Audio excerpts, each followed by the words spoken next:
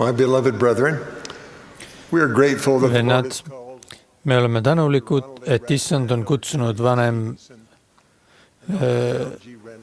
vanem Stevensoni, of the Lord Jesus Christ. vanem Hearts Raspandi and our faith sustain. ja vanem Renlundi Issanda apostliteks. Meie süda, palved ja usk toetavad neid. Yet they will need reassurance. Me teame nende suuri võimeid. Sellegipoolest vajavad nad oma kutses kinnitust, nagu me kõik, et Issand on oma töös nendega. Newest deacon needs that. Seda kinnitust vajab nii uus diakon kui ka kõige kogenum ülempreester uue kutse saamisel. Receives a new call. That confidence grows as you come to see that he called you through his See service. kindlustunne kasvab, kui te mõistate, et Issand kutsus teid oma teenijate kaudu. That when you do your Mina julgustaksin teid aidates teil mõista, et kui te teete oma osa, siis lisab Issand teie püüdlustele oma väe. we receive in the Lord's kingdom, Iga kutse, mille me Issanda kuningriigis saame, nõuab enamat kui meie inimmõistus ja isiklik jõud. require help from the Lord. Need kutsed nõuavad Issanda abi, mida me ka saame. Even the new deacon, Isegi uus diakon saab teada, et see on tõsi, and he will go mida enam ta aastate jooksul õpib. One of my grandsons Üks minu pojapoeg on täna siin oma esimesel preesterluse koosolekul. he was ordained. 6 päeva tagasi pühitseti ta diakoniks. He may expect Ta võib oodata, et tema esimeseks preesterluse kohuse täitmiseks on järgmisel pühapäeval sakramendi jagamine. my prayer. Ma palvetan, et ta märkab selle hetke tähendusrikkust. He may think that his work Ta võib arvata, et tema ülesanne Issanda ees on viia kandik iga sakramendi koosolekul istuva inimeseni. but the Lord's purpose Kuid Issanda eesmärk pole lihtsalt igale inimesele leiva ja vee pakkumine. is to have them keep a Issanda eesmärk on, that will move them et along nad the peaksid path. kinni lepingutest, mis aitavad neil edeneda teel igavese elu suunas. The Lord must give Ja selleks, et see võiks sündida, peab Issand andma vaimse kogemuse igale inimesele, offers. kellele on diakon I have seen it kandiku ulatab. in a care center when a Ma nägin, kuidas selline asi juhtus hooldekodus, kui diakon kummardus ettepoole, et ulatada kandik ühele valgepäisele naisele. Naine vaatas leiba, nagu oleks see midagi kallihinnalist. forgotten her smile. Ma ei ole kunagi unustanud tema naeratust, kui ta leiba võttis ja seejärel diakonit pea peale patsutades kõva häälega tänas. That deacon was simply See diakon täitis vaid oma preesterluse the kohust, Lord. kuid Issand suurendas tema pingutusi.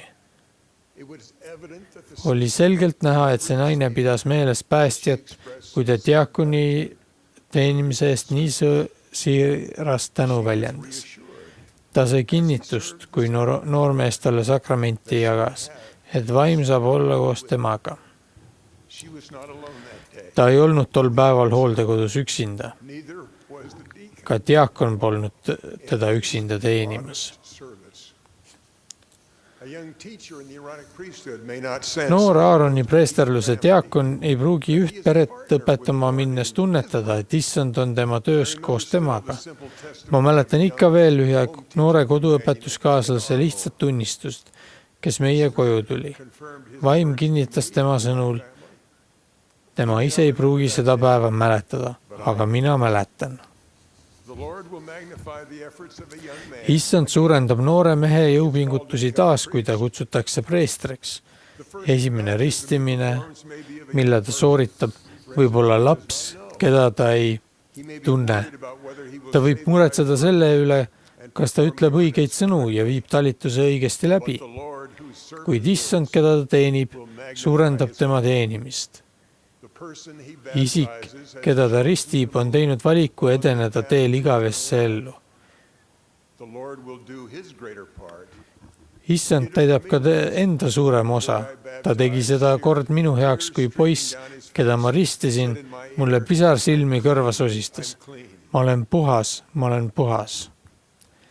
As you move from one priesthood service to another, Kui te ühest preesterluse teenistusest teise juurde liigute, siis näete, et Issand on selles töös koos teiega. with a ma õppisin seda kohtudes aastate eest Vaia konverentsil ühe vanemate kvoorumi juhatajaga. Sel konverentsil esitati üle 40 mehe nimed, kes pidid saama Melkisedeki preesterluse. Vaia juhataja kummardas minu poole ja sosistas. Need mehed olid kõik ebaaktiivsed potentsiaalsed vanemad. Üllatunult küsisin ma Vaia juhatajalt, millise programmi abil ta neid mehi päästis. Ta osutas ühele noorele mehele saali tagaosas. Ta ütles, seal ta on. Enamus neid mehi on toodud tagasi tänu sellele vanemate kvoorumi juhatajale.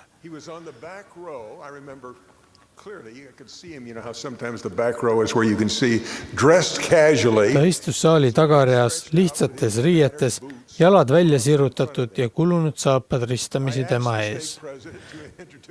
Palusin Vaia juhatajal pärast koosolekut mind temaga tutvustada. Kui me kohtusime, ütlesin noormehele, et olin tema tehtu üle üllatunud ja küsisin, kuidas ta seda tegi. Ta kehitas õlgu, ta ilmselgelt ei arvanud, et väärib seda õu. Siis ütles ta vaikselt. Ma tean kõiki ebaaktiivseid mehi siin linnas. Enamik neist sõidab pick-upiga.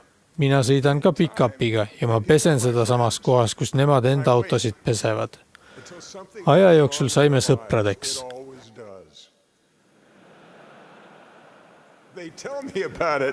Siis ma ootan, kuni midagi nende elus viltu läheb. Midagi läheb alati viltu. Nad räägivad sellest mulle. Ma kuulan ega tee etteheiteid. Nad ütlevad, minu elus on miskit valesti. Peab olema midagi paremat kui see. Siis räägin ma neile, mis nende elus puudu on ja kust nad seda leida võivad. Mõnikord nad usuvad mind ja kui nad usuvad, toon ma nad endaga kaasa.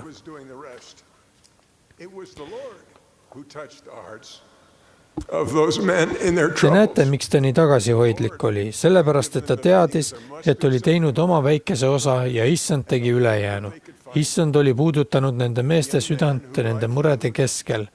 Issand oli andnud neile tunde, et nende jaoks on varuks midagi paremat ja lootust, et nad võivad seda leida. Noor mees, kes nagu teiegi oli issanda teenija, uskus lihtsalt, et kui tema teeb oma väikese osa, siis aitab issand neid mehi nende teekonnal õnneni, mida vaid tema neile anda suudab. See mees teadis samuti, et issand kutsus teda vanemate kvoorumi juhiks, kuna ta oli valmis tegema oma osa. Teie teenimise ajal võib olla aegu, kui teid ei saada selle noore vanemate kvoorumi juhataja imetlusväärne ja nähtav edu. See on aeg, mil peate olema kindel, et issand kutsus teid oma volitatud teenijate kaudu, teades, et te teete oma osa tema töös. Issanda teenijatelt saadud kutsesse uskumisel oli oluline osa minu vanaisa Henry Eyringi missioniteenistuses. Ta sai ristitud 11. märtsil 1855 Missouri osariigis St. Louises. He was baptized on March 11th, 1855, March 11th in St. Louis, Missouri. Erastus Snow pühitses ta peatselt pärast seda preestri ametisse. Orson Spencer kutsus ta teenima missionile Cherokee rahva sekka 6. oktoobril. Ta pühitseti vanemaks 11. oktoobril. 24. oktoobril ratsutas ta hobusega Cherokee missionile. Ta oli 20-aastane ja ainult 7 kuud kiriku liige.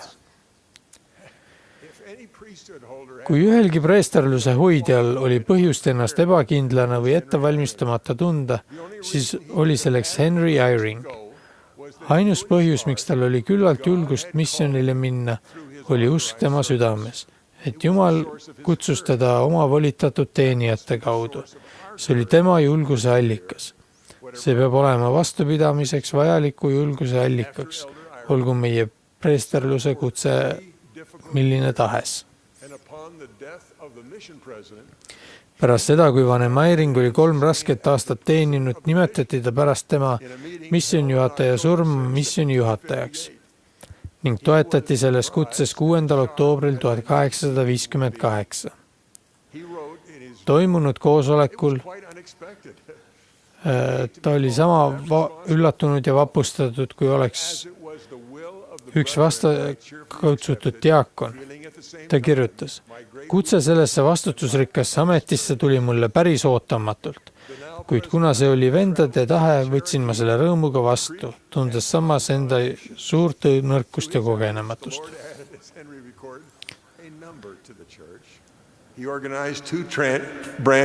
Nüüdseks juba juhataja Eyring rändas 1859. aastal Cherokee, Muskogee ja Choctaw rahvaste juurde.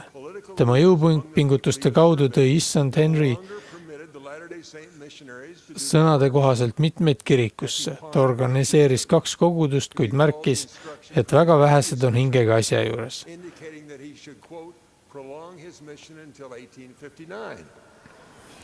Aasta hiljem seisis Henry silmitsi raske tõsiasjaga, et selle rahva, keda ta teenis, poliitilised juhid ei lubanud viimse aja pühadest missionäridel enam töötada. Mõtiskledes selle üle, mida teha, meenus talle eelmiselt missionjuhatajalt saadud juhised, et ta peaks pikendama missionit kuni 1859. aastani. Selle aasta oktoobris kirjutas Henry president Brigham Youngile, et saada juhiseid, kuid ei saanud oma küsimusele vastust. Henry kirjutas, kiriku juhtkonnalt vastust saamata pöördusin ma palves Jumala poole, paludes tal ilmutada mulle oma tahe ja meel. Kas peaksin jääma siia kauemaks või minema Sionisse? Ta jätkas. Vastusena minu palvele anti mulle järgmine unenägu. Ma nägin unes, et olin saabunud Salt Lake Citysse ja läksin kohe president Brigham Youngi kontorisse, kust ma ta leidsin. Ma ütlesin talle, president Young, ma lahkusin oma missionilt ja tulin omal algatusel siia, kuid kui see tegu oli vale, olen ma valmis naasma ja oma missioni lõpule viima. Unenäos vastas prohvet, sa oled seal olnud küllalt kaua, kõik on hästi. Henry kirjutas oma päevikus, olnud ka varem näinud unenägusid, mis sõna-sõnalt täitusid, oli mul usku, et täitub ka see ja hakkasin kohe lahkumiseks valmistuma. Ta saabus Salt Lake Citysse 29. augustil 1860, olles enamuse teest jalgsi läbinud. Järgmisel päeval läks ta president Brigham Youngi kontorisse. Henry kirjeldas seda kogemust järgmiste sõnadega. Ma külastasin Youngi, kes mu väga lahkelt vastu võttis. Ma ütlesin talle, Young, ma olen tulnud ilma, et mind oleks kutsutud. Kui ma olen valesti käitunud, olen valmis naasma oma missioni lõpuni viima. Brigham Young vastas, kõik on korras. Me oleme sind otsinud. Henry kirjeldas oma rõõmu öeldes, sellega läks unenägu sõna-sõnalt täide. Tema rõõm tuli kinnitusest, et issand oli temaga töötanud ja tema üle valvanud. Ta sai teada seda, mida me kõik võime teada, et issanda teenijad saavad inspiratsiooni issanda tahte kohta. Ja Henry Eyring sai kinnituse sellest, mida ka mina tean, et prohvet presterluse juhina saab Jumalalt inspiratsiooni, et issanda teenijate üle valvata ja nende eest hoolitseda. Milline teie kutse presterluses ka poleks, olete ehk mõnikord tundnud, et taevan isa ei ole teist teadlik. Te võite palvetada, et teada tema tahet ja kui teil on aus soov teha mis tahes, ta teil teha palub, siis saate ka vastuse. Taevan isa laseb teil tunda, et ta tunneb teid, et ta hindab teie teenistust ja et olete saamas vääriliseks, et kuulda issandalt seda tervitust, mida te nii väga kuulda soovite. See on hea, sa hea ja ustav sulane. Sa oled pisku üle ustav olnud, ma panen sind palju üle. Mine oma issanda rõõmusse. Minu palve on, et iga preesterluse hoidja sirutaks usus abikäed, et päästa iga hing, kelle eest ta vastutab. Jumal lisab oma väe oma teenija jõupingutustele. Inimeste südameid puudutatakse, et nad teeksid valikuid, mis toovad nad evangeeliumi rajal lähemale õnnele ja viivad eemale kurbusest. Mu palve on, et iga preesterluse hoidja tunneks oma kutses taevas isa päästja ja Jumala prohveti armastust ja hoolt. ma jagan teiega oma erilist tunnistust, et me oleme üles tõusnud Issanda Jeesuse Kristuse teenistusest. ma tunnistan, et tema on kutsutud teid ja mind oma teenistusse, teades meie võimeid ja millist abi me vajame. kui anname teda teenides endast kõik, õnnistab ta meie jõupingutusi rohkem, kui oskame ette kujutada. ma tunnistan, et Jumala prohvet, kes on kogu maapealse preesterluse juht, saab inspiratsiooni Jumalalt. ma olen tänulik ustavate preesterluse hoidjate eeskuju eest kõikjal. taevane Isa ja Päästja on tänulikud, et te teete oma osa. Nad tunnevad teid ja armastavad teid. Jeesuse Kristuse nimel. Aamen.